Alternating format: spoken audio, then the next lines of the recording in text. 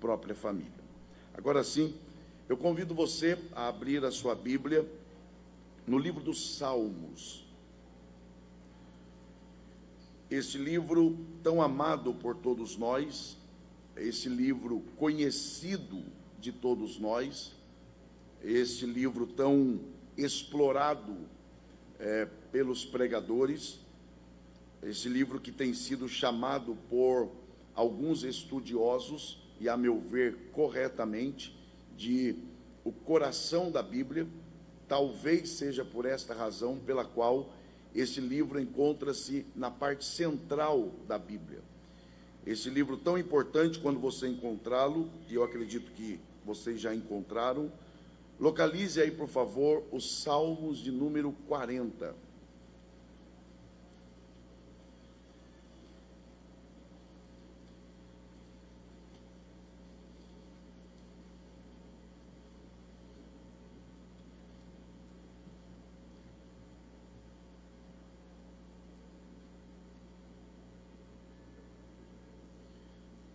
Quando você encontrar o Salmo de número 40, identifique aí, por favor, o verso de número 1, porque nós leremos a partir deste verso e encerraremos a leitura no verso de número 3. Os irmãos e as irmãs que encontraram Salmos de número 40, do verso 1 ao 3, por favor, se manifestem dizendo glória a Deus. A palavra do Senhor diz-nos assim: esperei com paciência no Senhor, e Ele se inclinou para mim, e ouviu o meu clamor, tirou-me de um lago horrível, de um charco de lodo, pôs os meus pés sobre uma rocha, firmou os meus passos, e pôs um novo cântico na minha boca, um hino ao nosso Deus. Muitos o verão e temerão e confiarão no Senhor. E os que podem, digam amém. Muito obrigado, e que Deus, por graça, mais uma vez abençoe a exposição de sua palavra. É verdade, e eu reconheço, que nós estamos diante de um dos salmos mais conhecidos da igreja. Aliás, eu diria que esse é um daqueles salmos que poderíamos chamá-lo de um dos salmos clássicos da Bíblia. Por se tratar de um salmo, além de conhecido, também um dos salmos mais amados, um dos salmos mais lidos, e também um dos salmos mais pregados pelos pregadores. De maneira que eu reconheço e estou consciente de que nós, de certa forma, estamos familiarizados com esse salmo. Eu diria até mais, se fizéssemos aqui uma lista dos 10 salmos mais conhecidos e amados pela igreja aqui em Ariquemes, e os que estão aqui reunidos nesta noite, naturalmente, nós, por certo, teríamos aí, não o primeiro da lista, o Salmo 40, porque o primeiro com certeza seria o 23, mas o Salmo 40, por certo, faria parte desta lista. De maneira que esse salmo nos é extremamente familiar. Porém, se nós queremos, pelo menos tentar, e quando eu uso a expressão tentar, eu estou sendo muito sincero com os irmãos. Se queremos, pelo menos, tentar entender esse salmo corretamente, e ao entendê-lo desta forma, buscarmos então, com a ajuda de Deus, extrair algumas lições espirituais, práticas e atuais, nós precisamos trilhar pelo caminho correto da interpretação desse salmo. E por incrível que pareça, o primeiro passo nessa direção é nós desconstruirmos algumas ideias equivocadas que foram sendo construídas ao longo do tempo em relação a esse salmo. A primeira ideia equivocada que precisa ser desconstruída é até em tom de brincadeira que se usa esse salmo. Por exemplo, quando uma pessoa não é casada ainda, e alguém diz assim: e aí, meu irmão, já casou? Ou minha irmã, né? Já casou? Aí a pessoa diz assim, brincando: eu estou no Salmo 40. Aí aqueles que estão esperando há mais tempo dizem: eu já estou no 70. Apressa-te, ó Senhor, em socorrer-me. Então, esse Salmo de número 40, ele geralmente é usado com este tom de brincadeira por alguns, e eu sei que é com tom de brincadeira. No entanto, utilizar esse salmo desta forma contribui de certa forma para tornar esse salmo um salmo um tanto quanto deixado de lado. E isso impede-nos que venhamos extrair lições extraordinárias que esse salmo tem a nos ensinar. A segunda ideia equivocada que precisa ser desconstruída a respeito desse salmo é a ideia de que esse salmo está tratando de questões relacionadas a esta vida. Então, por exemplo, é muito comum você participar de uma reunião de oração na igreja e alguém ler esse salmo e aplicá-lo dizendo: se você precisa de algo de Deus, o salmista está nos ensinando a esperar. Se você precisa de uma porta de emprego, o salmista está nos ensinando a esperar. Ok, eu não vejo problema de você aplicar desta forma, não há problema. Desde que você, antes de aplicar, você deixe claro de que este salmo, originalmente falando, ele não tem absolutamente nada a ver com questões desta vida. O salmista, quando escreve esse salmo, ele não tem em mente, por exemplo, questões materiais. Ele não tem em mente questões passageiras. Pelo contrário, ele está falando de uma outra situação. Ele está se referindo a questões de dimensões muito mais elevadas. Então é preciso que tenhamos isso também em mente, se queremos entender esse salmo corretamente. E em terceiro e último lugar, a ideia equivocada que precisa ser desconstruída é que às vezes passa despercebido que o verbo esperar aqui, ele não está no presente, e muito menos no futuro. Pelo contrário, o verbo esperar, que abre o verso 1 do Salmo 40, ele está no passado. Então o salmista não está esperando, ou o salmista não vai esperar. O salmista diz que ele esperou. Observe que ele abre o salmo dizendo: esperei. Ou seja, não é algo que ele está fazendo, que aí seria aquilo que na língua portuguesa chama de gerúndio. Então não é algo que ele está fazendo, ou eu estou esperando, não. E nem tampouco diz respeito ao futuro. Ele não diz eu esperarei, não. Ele diz eu esperei. Então não é algo que está sendo feito, não é algo que será feito. Ele está dizendo que é algo que ele já fez.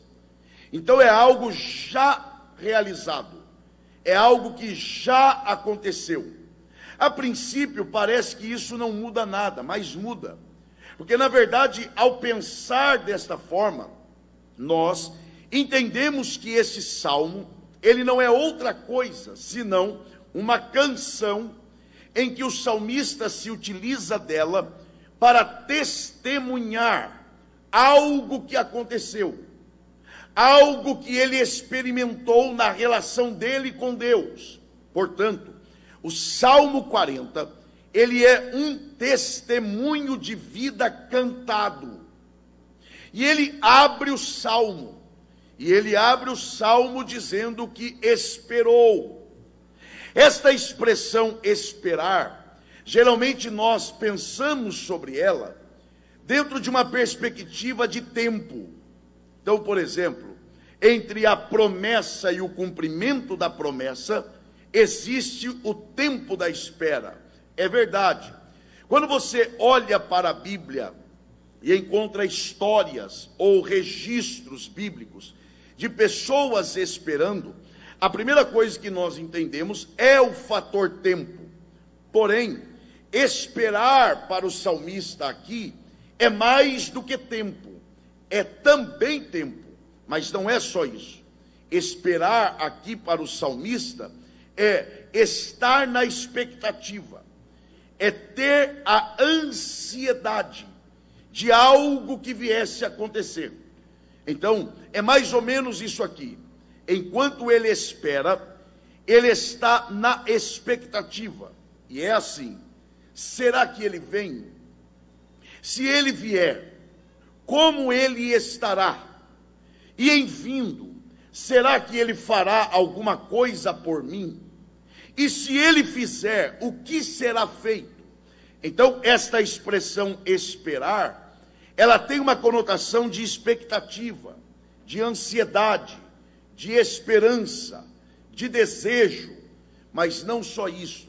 Se você observar bem, principalmente o verso 2, em que o salmista relata o lugar em que ele se encontrava, quando Deus o visitou, e ele diz que era um lago horrível, e um charco de lodo. Se você levar em consideração esse charco de lodo, que é onde, daqui a pouco nós vamos falar disso, em que os seus pés estavam mergulhados, dá a entender que ele, por forças próprias, ele não tinha condições de sair dali.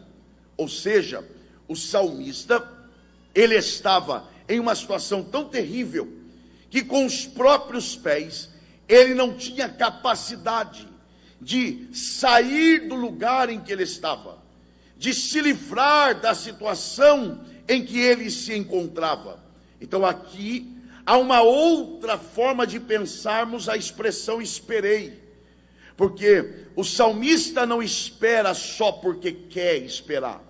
Diante do contexto, se nós atentarmos, é claro, diante do contexto em que ele diz que esperou, ele não espera só porque quer, ele espera porque não tem outra alternativa a não ser esperar o socorro de Deus, porque o lugar que ele estava não lhe dava condições de se auto-livrar, de se auto-salvar. Então ele chega à conclusão: eu cheguei a um ponto da minha vida que não dá para eu sair dessa situação, então só me resta fazer uma coisa: esperar o socorro de Deus. E é aí que ele diz que enquanto ele esperava, algo aconteceu. E o que é que aconteceu? Deus o livrou? Não. Há uma sequência de fatos. Ele diz: eu esperei. Ele não fala nada, ele não diz nada, ele não expressa nada, ele diz que apenas esperou. E ele diz que enquanto esperou, olha o que foi que Deus fez em primeiro lugar. Ele diz que enquanto esperava, Deus se inclinou para ele. Ou seja, Deus olhou para ele. Esta foi a primeira ação de Deus. Diante da espera do salmista, Deus olha, mas ele não usa a expressão olhar, ele usa a expressão inclinar. Ele diz que Deus inclinou-se para ele. Inclinar-se aqui é literalmente olhar para baixo. E aí, quando ele percebe que quem olhou para ele teve que olhar para baixo, isto é significativo. Por quê? Porque, na verdade, quais são as partes envolvidas nessa história? O salmista e Deus. E para Deus olhar para ele, Deus teve de olhar para baixo. Então Deus já está emitindo uma mensagem para o salmista, quem está olhando para você não é qualquer um. Quem está olhando para você é alguém que está acima de você. É alguém que é maior do que você. Aliás, o salmista, ele tinha isso muito claro na sua mente.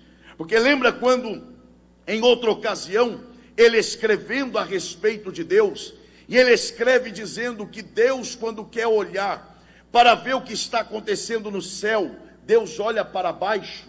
E isso me assusta. Porque, por exemplo, quando você quer olhar para um céu estrelado, numa noite de céu estrelado, e você quer admirar as estrelas, você olha para onde? Você olha para baixo, você olha para o lado, para trás, para frente ou para cima? Claro, você olha para cima. Eu faço outra pergunta. E as estrelas estão do lado de fora ou do lado de dentro do céu? Claro, elas estão do lado de fora. Então, quando eu quero olhar para as estrelas, eu tenho que olhar para cima. O texto sagrado diz que quando Deus quer olhar para dentro do céu, ele tem que olhar para baixo. Por quê? Porque ele é maior do que o céu. Ele está acima do céu. E aí agora o salmista, enquanto espera, ele diz que Deus inclinou-se para ele. Deus olhou para ele. Deus se voltou para ele. E para isso, ele teve que olhar para baixo. Agora, esse inclinar-se é mais do que olhar. Esse inclinar-se é voltar-se, é virar-se. A ideia aqui é esta. Vamos entender isso aqui, ou pelo menos tentar entender. A ideia é essa. É como se alguém, imagine só, você está caminhando nessa direção e de repente algo acontece aqui, ó. Enquanto você caminha para lá, algo acontece aqui. O que você faz? Você para e se volta para ver o que aconteceu. A ideia de inclinar-se aqui é isso. O salmista está dizendo: Deus, que é maior do que eu, Deus, que não depende de mim para nada, Deus, que tem coisa muito mais importante para fazer do que se envolver comigo, um dia, enquanto eu esperava por socorro, ele virou-se para mim, ele inclinou-se para mim, ou seja, ele importou-se comigo. Ele que tem tanta coisa para fazer, um dia ele decidiu olhar para mim, olhar para você. Oh, glória a Deus, já tem alguém aqui reconhecendo que essa também é a sua história, porque um dia Deus olhou para você, um dia Deus se voltou para a sua vida. Quem reconhece essa verdade, dê glória a Deus. E aí sim, Deus olha para ele. E aí depois que ele diz que Deus olhou para ele, ele diz que Deus ouviu o seu clamor. E aí aqui a gente tem que parar um pouco. Por quê? Ele espera e Deus olha. E depois que Deus olha, é que ele ouve. Então eu pergunto, Deus ouviu o quê? Ele diz, o meu clamor. A pergunta aqui é, em que momento o salmista clama? Enquanto espera ou quando Deus olha? Ora, de acordo com o texto, ele diz que apenas esperou. E quando Deus olha, em seguida Deus ouve. Então, entende-se que ele esperou. Quando ele percebeu que Deus se importou com ele, ele falou, é a minha chance. Eu vou clamar. Quando ele notou que Deus inclinou-se para ele, importou-se com ele, ele disse, é a hora de eu usar o que eu tenho. Eu vou clamar. Eu vou gritar. E ele clama. E ele diz, e ele ouviu o meu clamor. Agora, outra pergunta, porque o que move a vida não são as respostas, são as perguntas. Por que o salmista clama?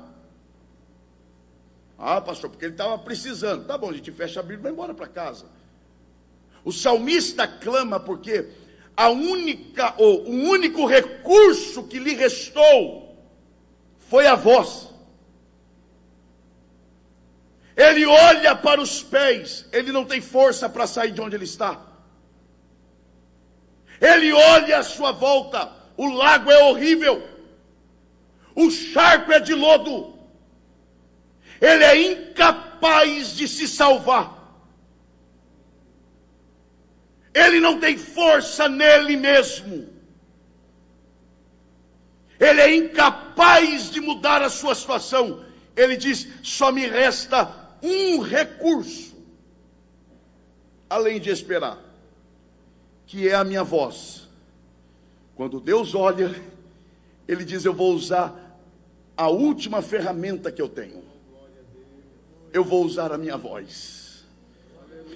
E sabe o que dá a entender aqui? Aliás, olhando para a Bíblia como um todo, quando Deus ama alguém, e Deus tem um projeto para esse alguém, quando Deus deseja tratar com esse alguém, Deus ele vai esgotando esta pessoa.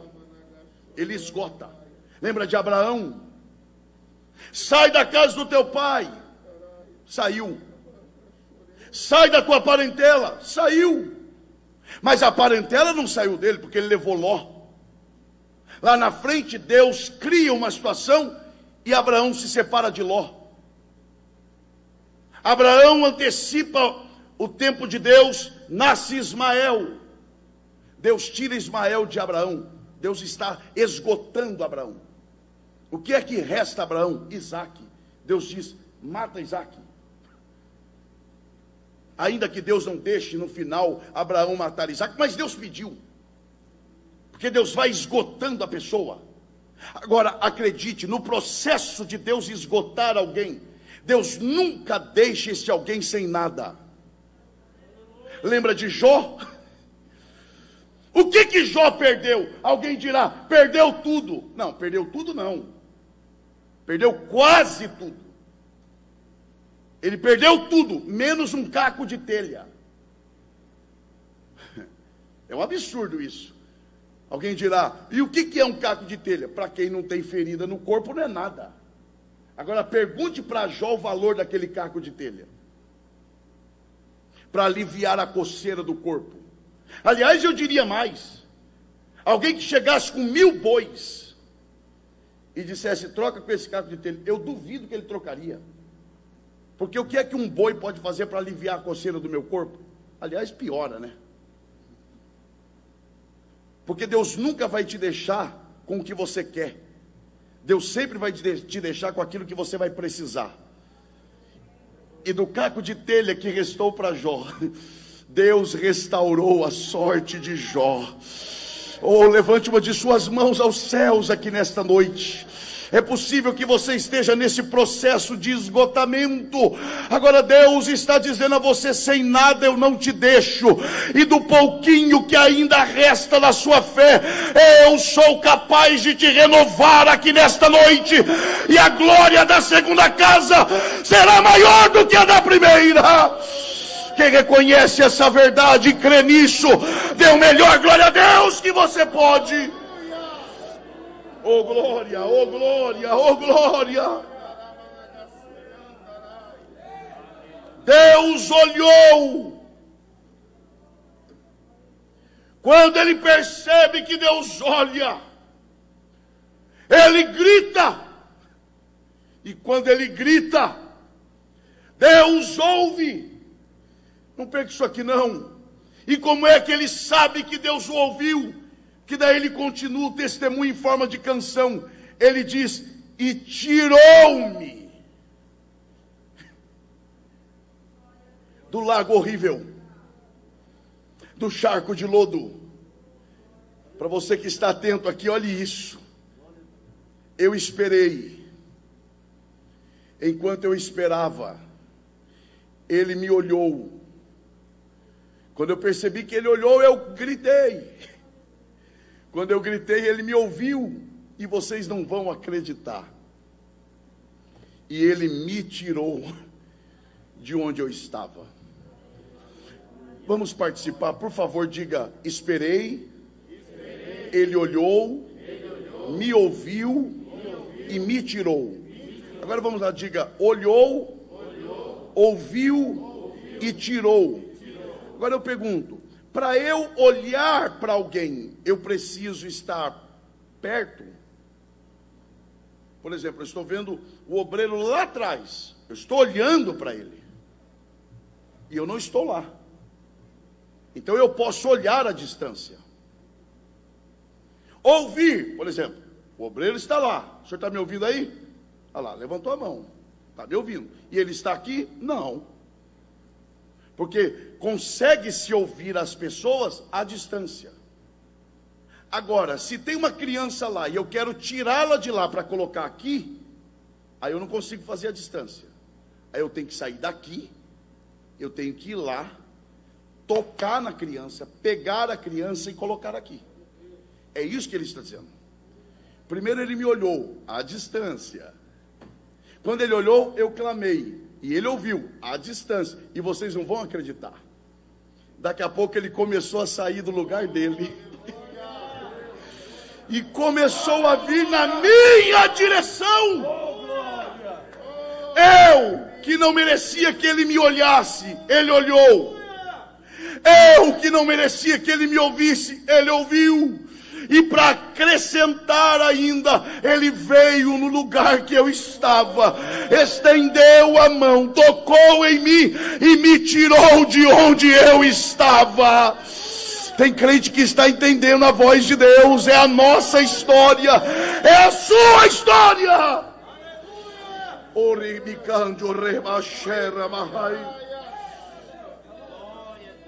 Agora, para tirar o salmista do charco de lodo, ele teve que tocá-lo.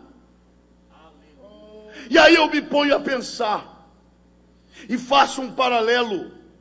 Lembra da mulher do fluxo de sangue? Talvez uma das mensagens que eu mais preguei no início do meu ministério. Quem não conhece a história da mulher do fluxo de sangue? Mulher, como todo ser humano, pecadora, doente, 12 anos esvaindo em sangue, fraca, tinha gastado tudo que tinha, fora da lei, porque ela não podia estar entre o povo, e ela foi para o meio da multidão. Olha só, tudo isso em volta dela. Ela diz: se eu, não é ele, se eu, sendo quem sou, estando como estou, se eu, não é ele não, se eu tocá-lo, não, se eu ao menos tocar nas suas vestes, eu serei curada. Sai ela, pecadora como todo ser humano, doente, falida, fora da lei, rejeitada, vai ela se arrastando e de repente toca em Jesus? Não. Tocou na roupa de Jesus? Não. O texto diz que ela tocou na orla do vestido. A orla é a franja. A franja é o que esbarra no chão, é o que arrasta pelo chão. Olhe isso. Ela, sendo quem era, estando como estava, tocou em Jesus? Não, não precisa. Na roupa, não, só no resto da roupa. Ela tocou ali e foi curada. Se ela, sendo quem era, estando como estava, tocou só na orla do vestido de Jesus, e aconteceu o que aconteceu, imagine o que acontece quando Jesus toca em alguém.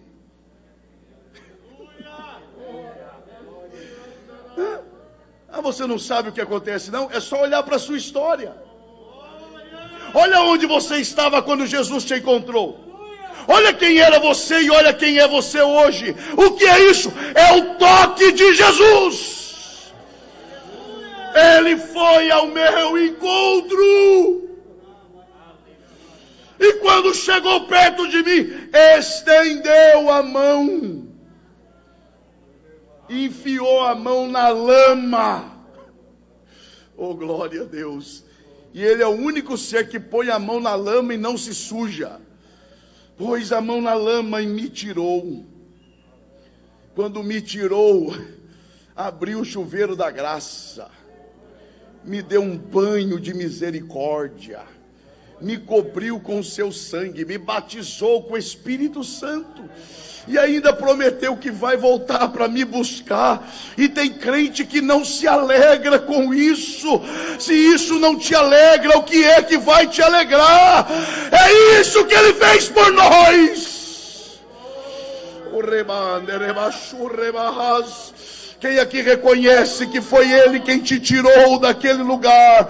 Quem aqui reconhece que um dia ele te tocou? Oh glória, oh glória, oh glória. Agora me tirou de onde?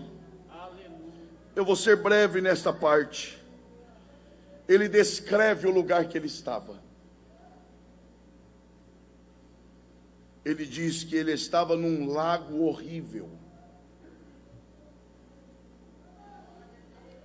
e num charco de lodo. Dobre a sua atenção aqui, por amor à sua alma. Ele fala de duas coisas. Ele fala do lago horrível,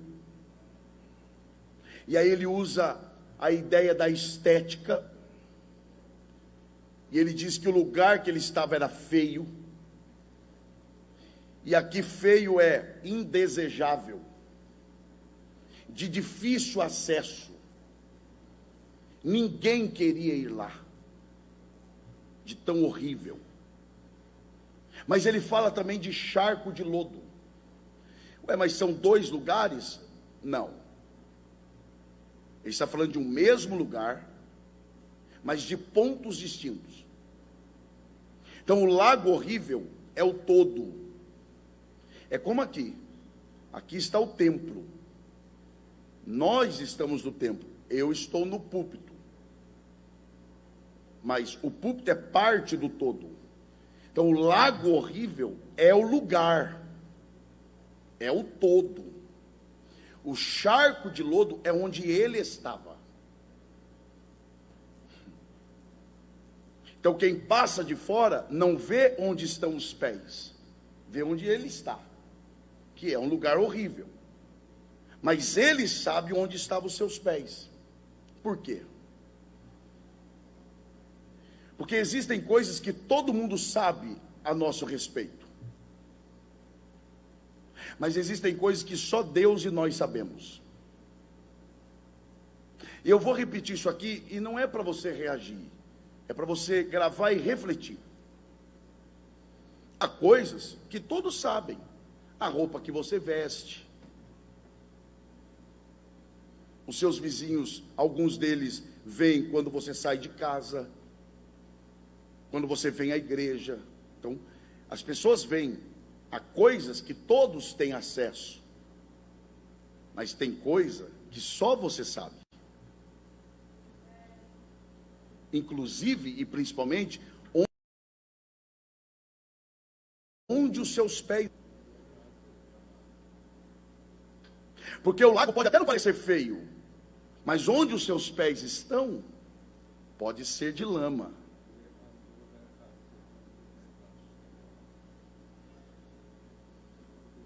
Não olhe para o lado agora. Quando ele fala do lago, ele está falando de estética, é feio. Mas quando ele fala do charco de lodo, além de sujeira, é um lugar perigoso, escorregadio. E dá a entender que ele ainda estava em pé, embora estivesse num lugar perigoso. Porque se ele caísse, nunca mais se levantaria. Porque como é que se levanta de um charco de lodo? Está caído, tenta apoiar com a mão, escorrega, tenta apoiar com os pés, escorrega. Ele ainda estava em pé, vacilando, quase caindo. E Deus chega antes que ele caia. Porque Deus pode levantar quem cai? Pode. Mas Ele também pode chegar antes que você caia. Oh, glória a Deus. Oh, glória a Deus. Eu não preciso enganar ninguém, mas eu sei quando eu estou pregando, eu sei quando eu estou ensinando, mas eu sei quando eu estou profetizando, e Deus me dá esta palavra profética. Se hoje você clamar antes que você caia, Deus te dá o livramento neste lugar.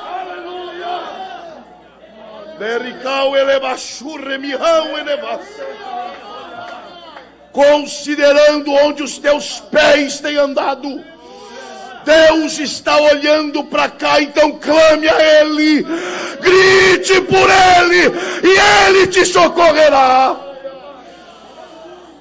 Eu começo a encerrar. Me tirou de um lugar feio, me tirou de um lugar indesejável, pouco frequentado. Ninguém queria ir lá, mas Ele foi. Me tirou de onde os meus pés estavam mergulhados na lama. Tá, te tirou de lá e te colocou aonde? Ele diz: e pôs os meus pés. Eu vou repetir isso aqui. E pôs os meus pés sobre uma rocha. Não, para quem vivia com o pé na lama e agora está com o pé na rocha, eu não entendo o crente. Vivia lá, vai, não vai, cai, levanta, arrebentado. Aí Deus te tira de lá, coloca os seus pés sobre a rocha. Era para agradecer muito, era para glorificar muito, era para adorar muito. Tirou os meus pés da lama e colocou sobre a rocha. Eu morei 11 anos no interior do Rio de Janeiro, na região serrana. E toda semana praticamente eu tinha que ir para a capital para viajar. E eu tinha que descer a serra de Petrópolis. E aquilo me encanta, porque aquelas rochas enormes. E o que mais me encanta ali, e eu sempre ficava admirado quando ali passava, é que durante 11 anos que eu passei ali, as rochas continuavam no mesmo lugar. Chovia, estava lá. Fazia sol, estava lá. De manhã, lá. À tarde, lá. De madrugada, também lá. Não sai do lugar. E eu quero ver quem é que tira. Aí o salmista diz que ele tirou os pés dele da lama, que ele vivia escorregando, e agora colocou na rocha. Ou seja, quer mexer comigo? Quer me tirar do lugar? Então primeiro vai ter que mexer com a rocha, porque agora eu ando em cima dela. Ou você se esqueceu quem é a rocha? A não ser que tenha esquecido quem é a rocha. Então eu te lembro. Lembra quando o rei teve aquele sonho que perturbou, porque tinha uma pedra que girava e rolava sem auxílio de mãos humanas? Quem é aquela pedra? É quem Jesus falou mesmo. Eu edificarei a minha igreja sobre esta pedra que sou eu, e as portas do inferno não prevalecerão contra ela. Quem está sobre a rocha aqui, levante a sua mão e dê um brado de glória. Eu começo a encerrar. Oh glória, oh glória, oh glória. Eu te pergunto, quando você pisa na lama, alguém consegue enxergar os seus pés? Sim ou não? Mas quando você pisa na rocha, as pessoas conseguem enxergar? Sim, é isso que ele está dizendo. Antes, eu tinha que ficar escondendo o que eu fazia. Agora, minha vida é um livro aberto. Eu não preciso mais de senha no celular. Não, minha esposa pode ter acesso à minha senha. Eu não tenho mais o que esconder. Não há mais o que esconder. Ele mudou a minha vida. Ele transformou a minha vida. E aí dá glória a Deus. Quem acha que tem que dar glória a Deus? Mas não é só isso. Porque se fosse pés sobre a rocha, a vida cristã seria parada. Mas ele diz que colocou os pés sobre a rocha e firmou os passos. Porque infelizmente tem gente que tem pé, mas não anda. Mas ele diz, além de me dar a garantia de estar sobre a rocha, ele firmou os meus passos. Ou seja, me colocou na direção certa. Eu sei de onde saí. Eu sei onde eu estou. Mas eu também sei para onde eu estou caminhando. Mas não é só isso. Porque se parasse aqui, seria só mudança geográfica. Me tirou de lá e me colocou aqui. Mas ele não para aí. Porque daí no verso 3 ele diz, e pôs um novo cântico na minha boca. Não, irmão, isso aqui é a nossa história. Eu esperei. Ele olhou. Ele me ouviu. Ele me tirou. Colocou-me sobre a rocha. Firmou os passos. E mudou o cântico da minha boca. E a boca fala do que o coração. Então, se mudou o cântico, é porque mudou o quê? O coração. Se o cântico é novo, é porque o coração é novo. Porque ele não muda só de endereço, ele muda de coração. Ele troca o coração. Lembra o que ele falou através de Ezequiel ao povo de Israel? Porém em vós o meu espírito.